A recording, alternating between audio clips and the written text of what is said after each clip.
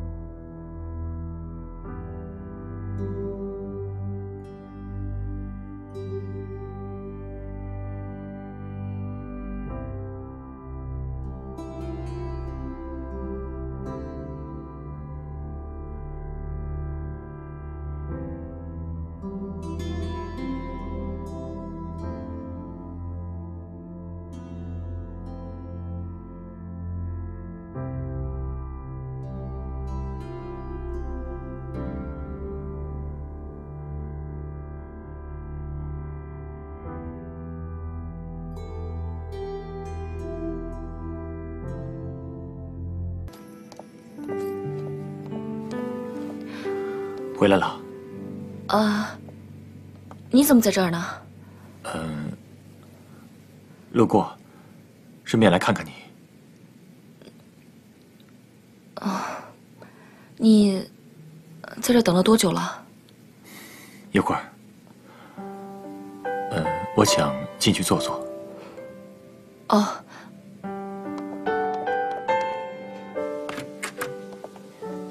你脸色看起来不太好。最近睡眠少了一些。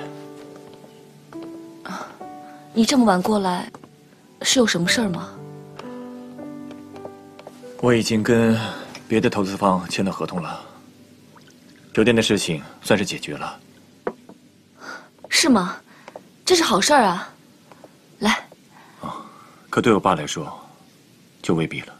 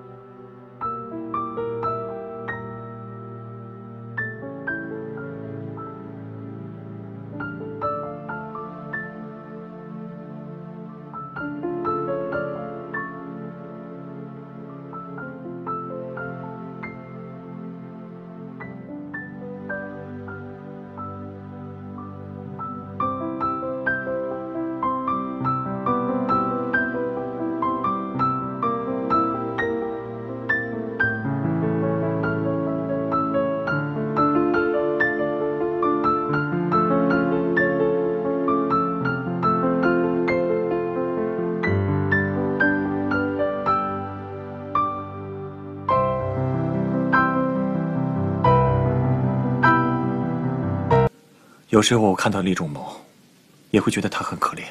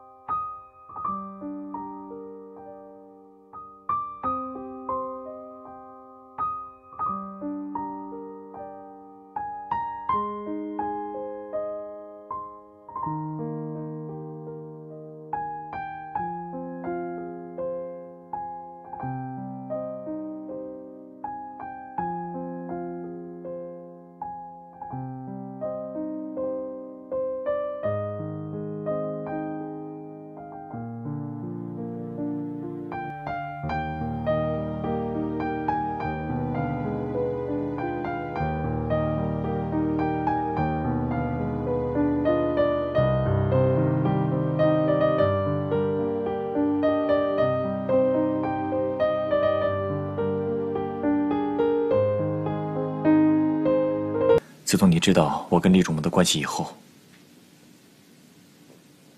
你有没有想过，或者怀疑我在利用你？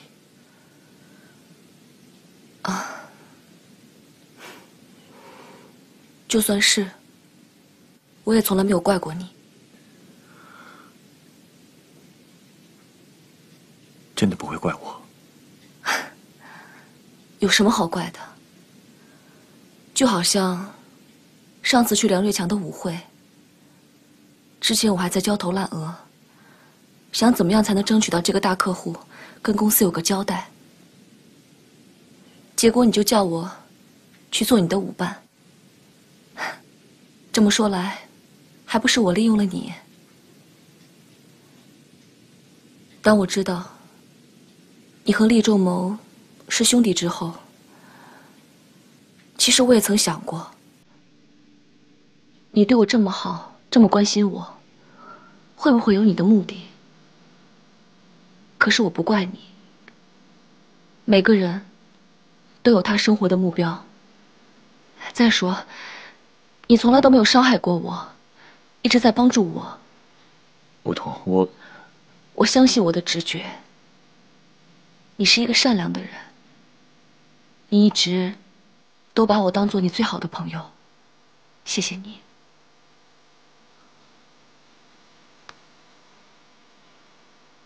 怎么了？我病入膏肓了，有一种病叫坠入爱河，知道吗？最早动心的人就会最早死去。我就是得了这个病。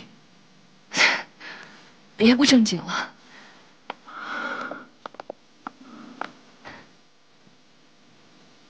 我承认，刚开始我有点想利用你，因为你是彤彤的母亲，我就想撕下她脸上的面具，看看她崩裂的样子。可是后来我一点点靠近你，我就一点点的陷进去。我也不知道自己怎么了，一看到你，就完全忘了最初的想法。要不要试试？